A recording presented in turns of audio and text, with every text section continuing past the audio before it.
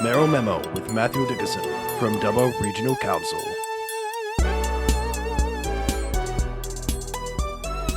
Okay, time is now 12 minutes away from 8 and 12 away from 8. Tell you what, busy morning this morning, first day back.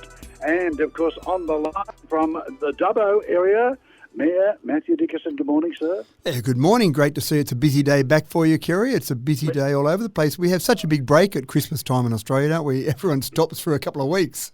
Yep, I tell you what, but we hit the ground running this morning, to say. Well, you have to.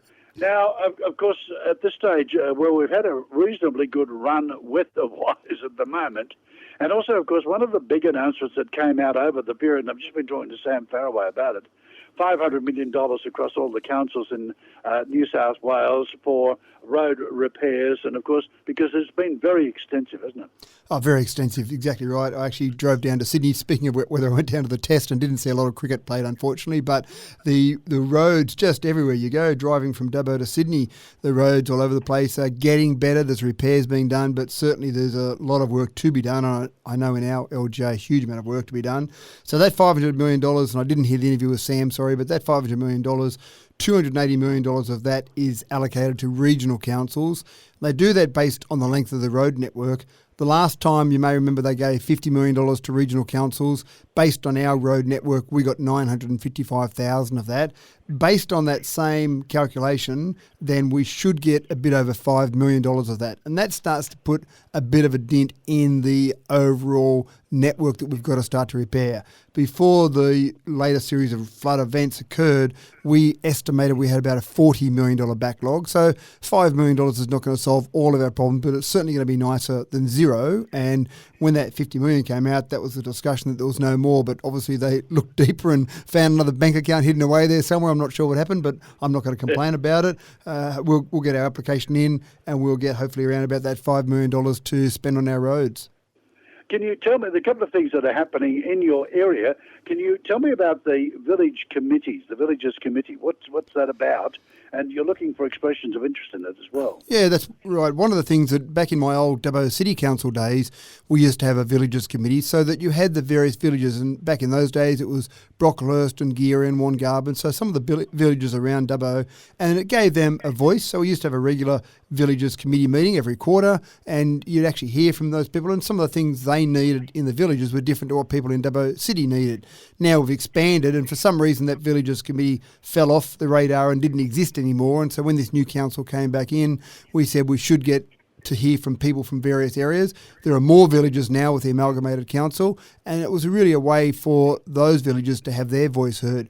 So we've had that Villagers Committee up and running. They've had a couple of meetings, but we just haven't got a representative of all the villages, hence the call for expressions of interest now, and saying there's a few of those villages that don't have people on them, and we'd really like to have a representative from every village on there. So if people are from any of the villages around Dubbo, certainly have a look on our website and put an application in. And really, it's one of those things that we just want people, there's no real qualifications. We want people who are involved in their community, who are interested in their community, who really want to just have a say to really try and represent people in their community. And from our perspective, from councillors, it's hard for us to know everything that everyone needs across the entire LGA, 7,500 square kilometres. It's hard to know about everything that we need there.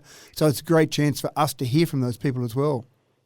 And the other one too, there's the final draft of the Macquarie River Corridor North and South Precinct Master Plan. That's a mouthful, I might add. That's on public exhibition, but that closes in mid-February, doesn't it? Yeah, 17th of February that closes, and that's one that there was a fair bit of discussion around that last year, Kerry. People had all sorts of different ideas about what was going to happen there, and we were just going through a process, and that process is getting close to the end now. So that final draft is out on public exhibition, as you say. We want to hear people what they've got to say about that. We want to hear what people think about it. So we really ask people to go and have a look at that, go through the whole plan. And it's much easier now. Before, there was a blank sheet of paper. So it was hard for people to have a an understanding or grasp what was going to potentially be there. Now there's this final draft plan that we've relied on all the previous submissions for. Now we've got that. Now people can look at that and say, oh, yep, I like that there. I don't like that there. What about if you put this over here? They've got something to work with, so it's much easier for people to see that plan and then make some suggestions about it. So that's open, as I said, till the 17th of February. Then there'll still be a bit of a process to go through before the final adoption by council, but absolutely critical to get people, you're interested in it, people had lots of things to say about it last year, make sure you have your final say about this final plan now. As I said, Happy New Year to you, and we will catch up in the new year. Obviously, we'll talk on a regular basis to find out what's happening in your area, because basically, as you well know, I'm a sticky beak. I like to know what's going on. That's good. I do quote you on that often. I say, Kerry's great down in Bath, he's just sticky beak. Wants to know what's going on everywhere. Thank you. That's good to talk to you. Thanks, Kerry. Talk to you later. Very good. Mayoral Memo with Matthew Dickerson from Dubbo Regional Council.